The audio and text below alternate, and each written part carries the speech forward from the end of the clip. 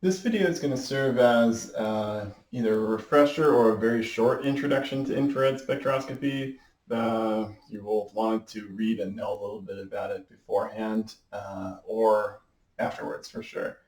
But should be a benefit to going over some of the basics, especially on how to read a spectrum, not so much the uh, details of where it comes about. So infrared spectroscopy is a classic spectroscopy in chemistry. It's used a lot in organic chemistry because it's really good at helping you figure out functional groups in sort of a quick, easy way.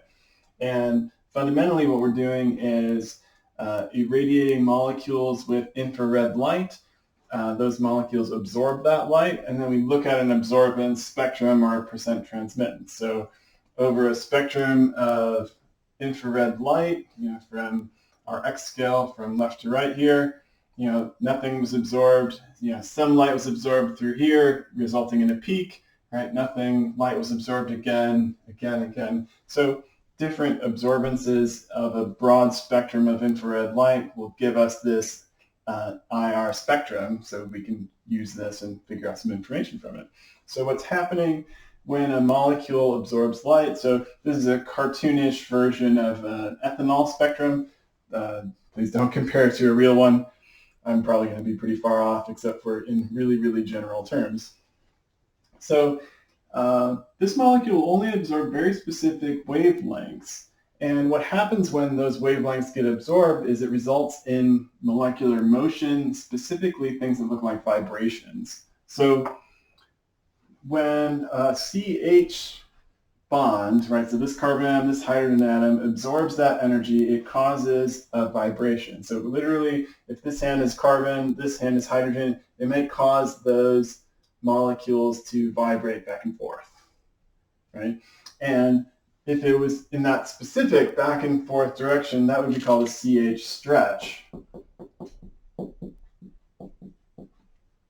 Right? There's also CH bends, and then multiple atoms can get involved. If three atoms are involved, then there's a bunch of different vibrational motions, right? And each specific motion is tended to be associated with a absorbance causing that motion, right? So this small peak here may cause a different vibration than the stretching pattern, which is fairly common, right? And so stretches show up a lot in this left-hand side of the spectrum, and sometimes are the easiest to look at. So all of these bonds, right, carbon-oxygen, carbon-carbon, oxygen-hydrogen, are doing a whole variety of molecular vibrations when hit with this light, and each one is represented by an absorption.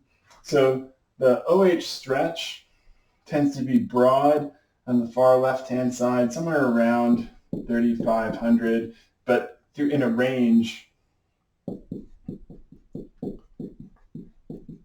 We can see that, and alcohols and sometimes water will show up here, have a pretty distinct spectrum. It can change, there are reasons why it can narrow or stay broad. We won't get into that today, but it's an important part.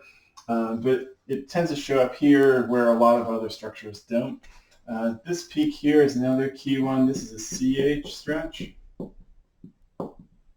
And those are two of the most obvious peaks that you'll see from these four bonds and all the different stretches and bends. The ones that stand out for a molecule like this tend to be these two. So my suggestion when you're just starting to learn how to read infrared spectrum is you start around 1500 and look to the higher numbers. Right? So a spectrum will go from 1500 to around 4000. Anything in between there are usually large isolated peaks that are easily identified with a good infrared spectrum chart. And so in this case, the two that would be key for ethanol is just going to be this CH stretch and this OH stretch.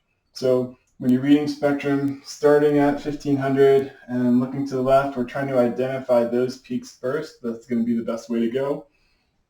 Another really important spot to look, which works a lot, is at right around 3000 wave number, 3000 cm minus 1. And it's a great dividing line for carbon-hydrogen bonds. So anything that's just alkane based, so all single bonded sp3, CH2s, CH3s, methyl groups will generally show up here around 2900, just to the right of this line. Right, so anywhere from 2999 to a little bit lower. And what's nice though is for other spectrums, so not for this, if we see lines just above 3000, that will tend to be carbon-hydrogen stretches that are bonded to an alkene or an aromatic ring. So our benzene has a lot of carbon-hydrogen bonds. Those stretches will show up distinctly above 3000. So it gives you a nice key without having to look into the more complex part of the spectrum. It can give you a nice key of whether or not you have double bonds or aromatic structures, just by looking at, all right, do I have these peaks just above 3000, or are they all just below? Like, what have I got here? So that's one really good place to look, and then the functional group region. If you have a known spectrum, so I have a compound, I think this is 2-butanone, right? So I have my spectrum that I measured. I can look up a spectrum online or find a library version spectrum of it. Then this part can become even more useful, because the whole spectrum should match, right? So you want to be a little careful based on how that spectrum was taken, because there could be some discrepancies if it was done as a liquid or a solid or in a solution. But all of our peaks should match my spectrum that you take in the lab to a library spectrum that you take. And so even if you can't identify every single vibration and absorption in this fingerprint region, what we call everything below 1500, you can use it as a great way to match things, just like you match fingerprints. So when you get really good at things, you can start looking in there and find some important information. But in the simplistic sense, we can use that part for matching, this part for finding functional groups. And that's a good way to get started with infrared spectroscopy.